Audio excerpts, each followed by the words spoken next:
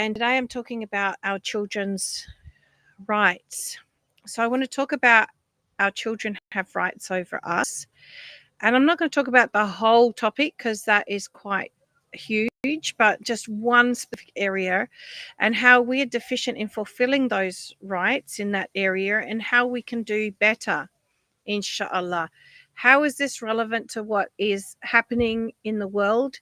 Well, we understand that the more we go towards Allah in how we are showing up for the sake of Allah, the more Allah is there for us. And so this is just one aspect of our life that we can reflect on and do better in, inshallah, if we're a parent. So our children's rights. What I'm going to talk about is just this one area, and I'm going to introduce it by sharing this particular verse from Surah Al-Imran.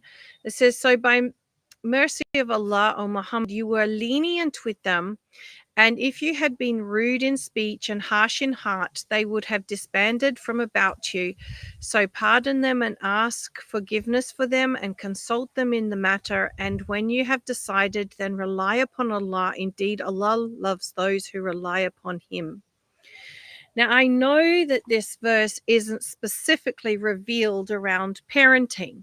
It's talking about the way the Prophet ﷺ dealt with the people in general. But he was an example of how he dealt with everybody, and he didn't deal with children any differently to how he dealt with anyone else. So I feel, and I have asked in the past scholars about this, and they agree that I can use this in the context of parenting.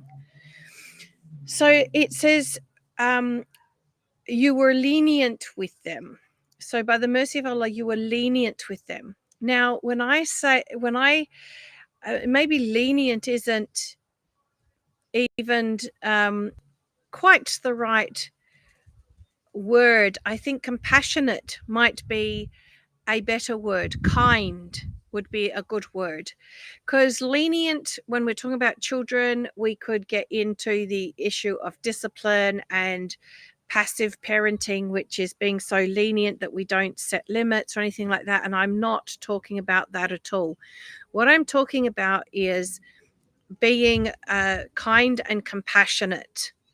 And that's what I understand the essence of this verse to mean, given that the next part says if you'd been rude or harsh-hearted, which is kind of the opposite, right, of kind and compassionate, okay? So here it's commending the kind and compassionate, and it's condemning being harsh and rude and saying that they would have fled from you if you had been like that. Well, how does that work with our kids? Interestingly, when our kids are younger, they don't tend to flee from us. They actually tend to take on us being rude or harsh towards them. It tends to appear more in the teen years where they start to push back or run away.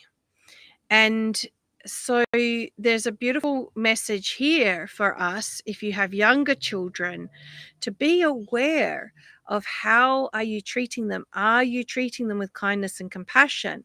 Or are you becoming rude or harsh in heart towards them?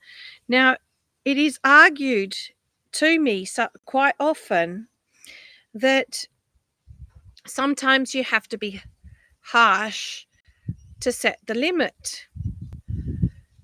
And I would disagree with the word of being harsh. Yes, you have to be firm in setting a limit.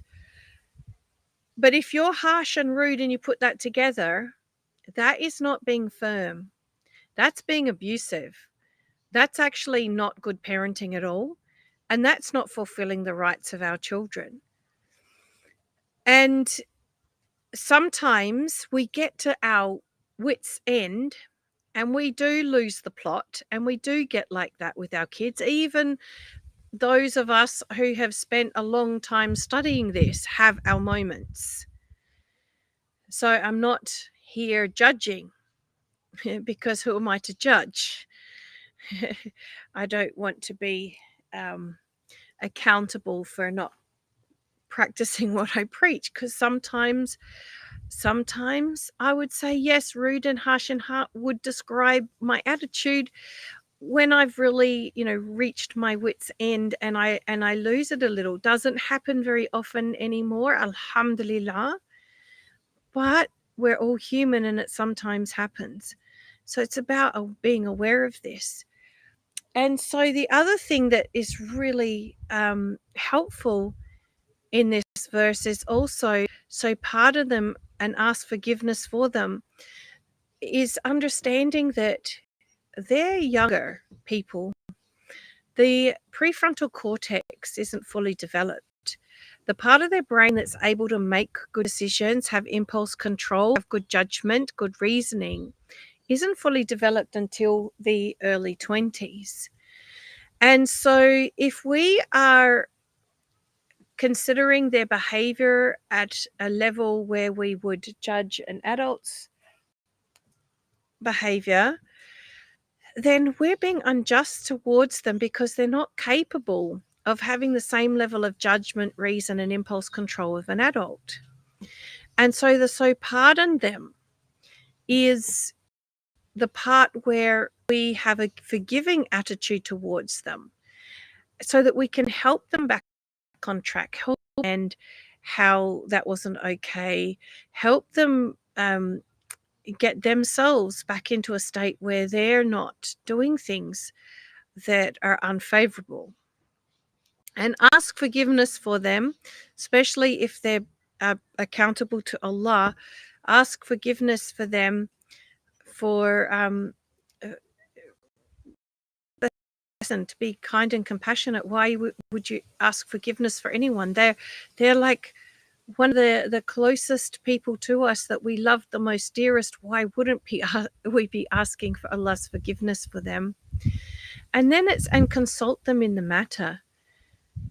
So the next part that I get from that is, if a child is innately good, which we know because they were born on the Fitrah, and they're behaving in a beautiful way right now, then something's going on for them. So to consult them in the matter, to me, means to go, hey, what's going on? This isn't like you. How can I help? Approach it with calm curiosity. And that calm curiosity can help you unpack it with them and help you have a really positive discussion with them, help them on track. And it says, and when you've decided, you can work with them to concluding how can they rectify things that they have done wrong. If there is something to rectify, how can they prevent it happening again? Those sorts of conversations. When you've come to that conclusion together, working together with them, then rely upon Allah. Put your trust in Allah. Don't hover around trying to control or be a helicopter parent, preventing it happening again. Give them the opportunity to show you they can do it, and rely upon Allah, that Allah can help them with that and guide them with that. And indeed, Allah loves those who rely upon Him. So that's what I want to share today. So where are we going wrong with that? And as I admitted at the beginning when I was sharing that, we all have those moments. Let me explain to you. When we get into overwhelming feelings, when we get caught up in fearful thinking, we are psychologically insecure and unable to see the wisdom of Allah guiding us. It's as simple as that. See how the cloud is covering the sun here?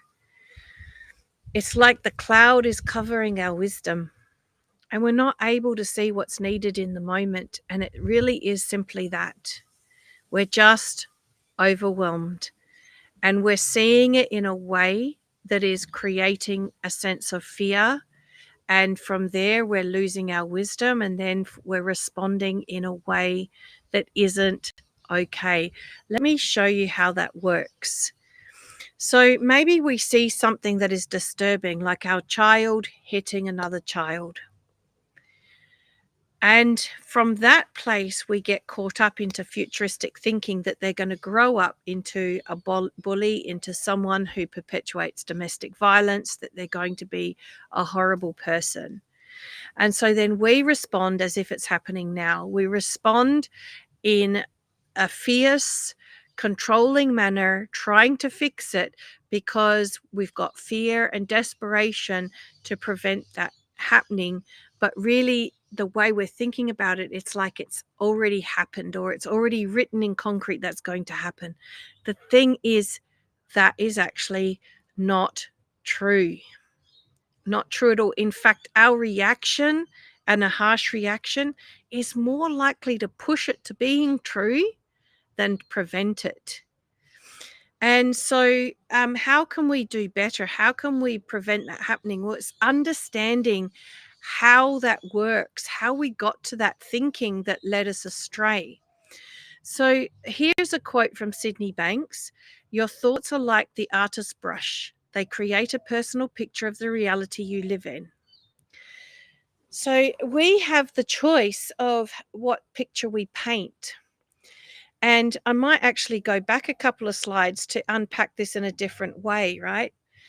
If we see our child hurting someone and we don't paint the picture of this is how they're going to be in the future, instead, our thinking paints a different picture of, okay, something's really not sitting right with our child right now for them to behave like that. I wonder what it is and how I can help them. Very different energy, isn't it? And we will respond to that with a much different response, a response that is wise because our judgment hasn't been clouded by our overwhelmed thinking. And we're coming from calm, confident, compassionate curiosity. And we're wanting to understand why behavior is the way it is, because behavior is actually the symptom and it's actually not the problem. The behavior is telling us something's not right. And if we can help make it right, then the behavior will resolve itself. And so we have the choice to paint a different picture. And when we paint a different picture, our feelings are different and our responses follow suit and are different as well. So what is the plan? The plan is that I am sharing these tips every single day through the month of November, going live on Facebook, YouTube, and LinkedIn. And I would like you to take time each day to find those videos, slow down, and spend some time reflecting on the message from the video, because it's in that quiet reflection that you might notice something that will make a profound difference in your life. That's how it works. And I would love for you to share your takeaways and insights in the comments of this video. That way, you know that you actually took something valuable away from it, and I can see what you took away. But also so that we can fight against the algorithms that are against us at the moment and don't want us to share the khair. Share this with everyone around you. Share it on your socials, share it in WhatsApp, Telegram, share it wherever you can, in whatever form you can, so others can benefit. And if you need support, reach out. And this is how you can reach out. Put in the comments help. If you're in need of emotional or spiritual support right now, we've got a special way of supporting people right now that you can access by just typing the word help in the comments, and we'll send you a link on how you can get our help. If you want to participate in our We Are All Okay Summit between the 15th and the 21st of November, where we're going to be sharing lots of things on parenting teens, on relationships, challenging relationships, having resilient relationships, on addictions, on spiritual and personal growth, all of those good things, then just type summit in the comments and we'll send you the link so you can opt in from the summit. And last but not least, if you would like to be a mentor, a Back to the Fitrah mentor and coach, someone who is out there helping people who are struggling in these ways, then check out our certification. Type certification in the comments and we will send you the link, inshallah. And in the meantime, until I come live to you again tomorrow, stay strong. Abu Hurairah reported that the Prophet, peace be upon him, said, "The strong believer is more beloved to Allah than the weak believer, but there is goodness in both of them." This is a Muslim hadith. So until we meet again, stay strong, inshallah. I'm just going to tap across and check to see if I've had anyone reaching out and commenting. Someone has already commented certificate. I can't see who you are, I'm afraid, to acknowledge you personally. But as soon as we're done, inshallah, I will send you that link. Actually, I can try and type the link in the chat right now and see if it comes through to you, because I'm using a special software that's going live and it might be able to do that. Just give me a moment to catch that link for you. Here we go. I think this is it. Nope. Huh.